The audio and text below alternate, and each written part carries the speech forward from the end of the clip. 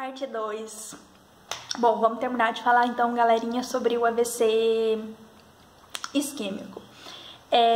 Eu falei, né, no vídeo anterior, então, sobre fatores de risco, os fatores de riscos que são modificáveis, né, muito relacionado ao estilo de vida.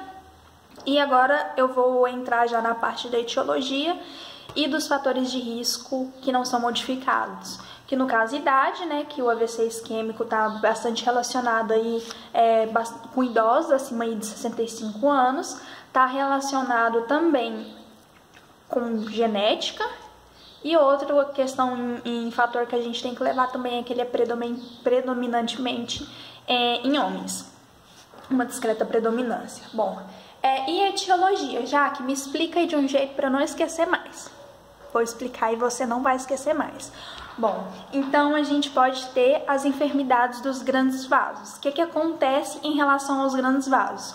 Você pode ter uma placa de ateroma, como eu falei, expliquei para você pode ter o quê? Falei no vídeo anterior, se não viu, volta lá para ver que vai entender.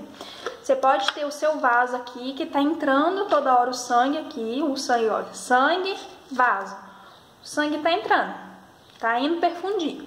Se tem uma plaquinha de ateroma aqui, começa a surgir essa placa de ateroma e ela obstrui, chega num ponto que ela obstrui de tão grande que ela tá, olha como é que o sangue entra. Não entra, tá obstruído. Coloca aqui na sua cabeça, faz uma tatuagem, para você não esquecer isso, que isso é um fator de risco modificável. A alimentação está muito relacionada a isso, sedentarismo. Fala pro teu paciente, deixa de ser sedentário. Não é fácil, gente, não é, né? Mas é uma coisa aí que está relacionada e a gente pode mudar. Então, Jaque, onde vai acometer geralmente essa enfermidade dos grandes vasos que vai estar ocorrendo esse AVC isquêmico? Nos grandes vasos, né? Você lembra o que? Ali do polígono de Willis, aqueles vasos como, por exemplo, a cerebral média, a carótida interna, né? Que vai dar ramas aí para...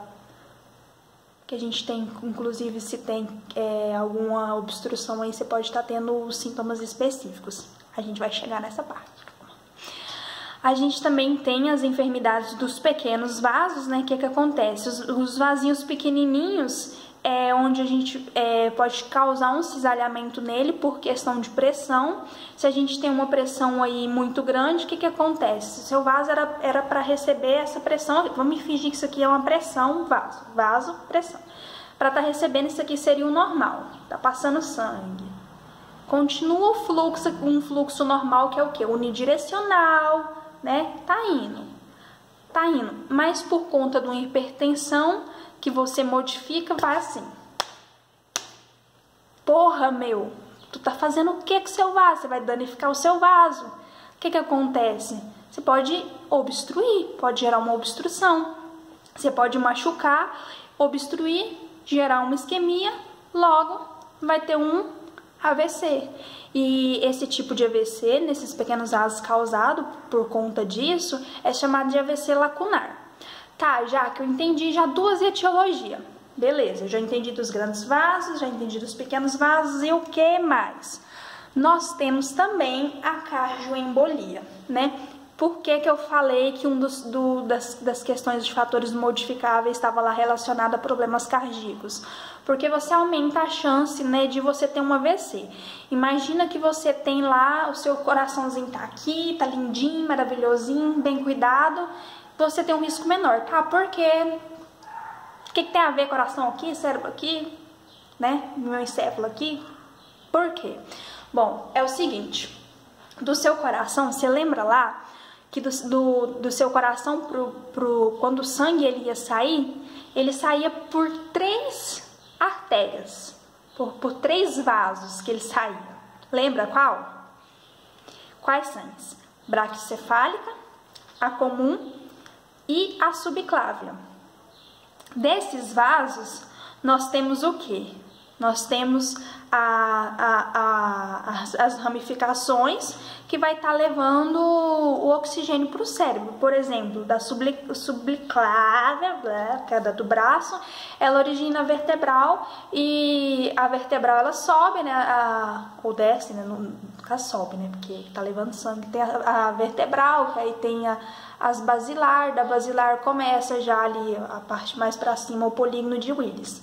Pesquisa, pausa o vídeo, pesquisa polígono de Willis que você vai conseguir entender a oxigenação perfeita que é o seu cérebro por conta desse polígono de Willis.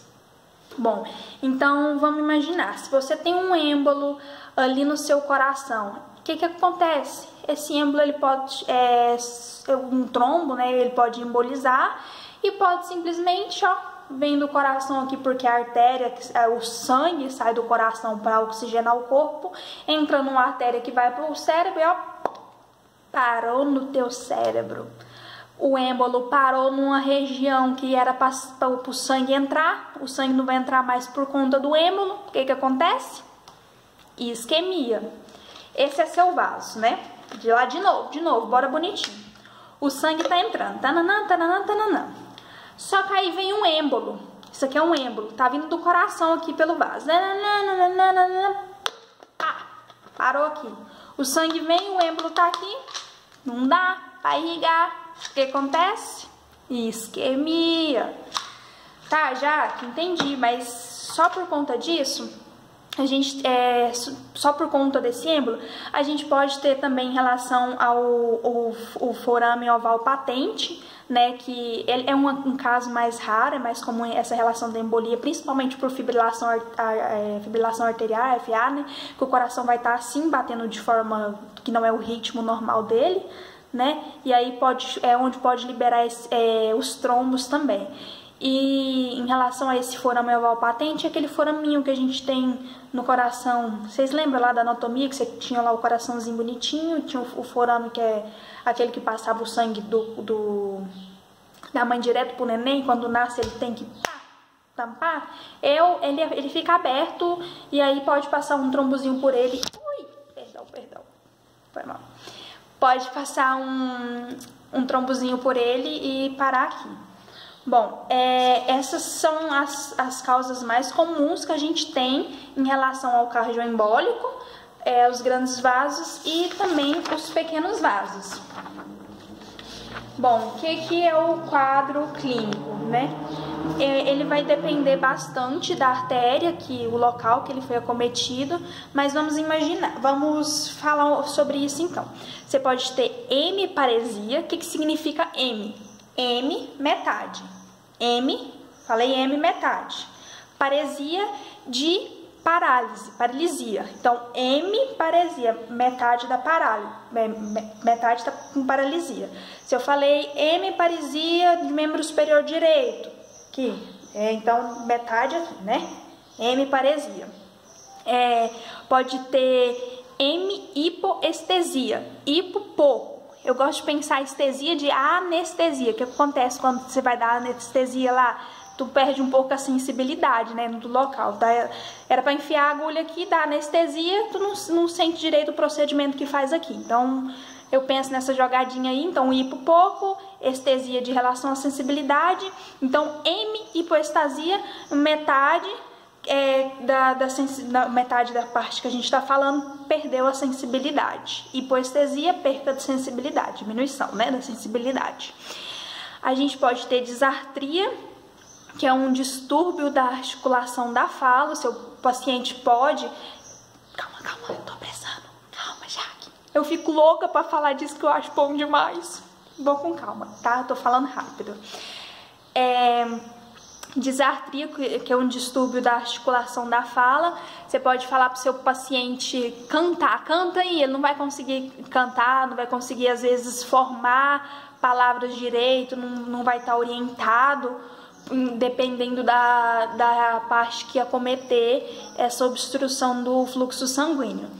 Afasia, um déficit de linguagem, né? A gente pode ter ataxia, que é a falta de coordenação dos movimentos voluntários e do equilíbrio. Esse eu associei assim, ataxia. Taxi é táxi, né? Aí naqueles local chique você levantar a mão para pedir o táxi. Táxi, para aí.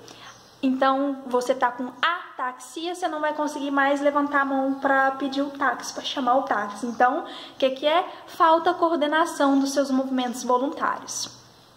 Nada a ver, mas é um jeito que me ajuda a lembrar, né?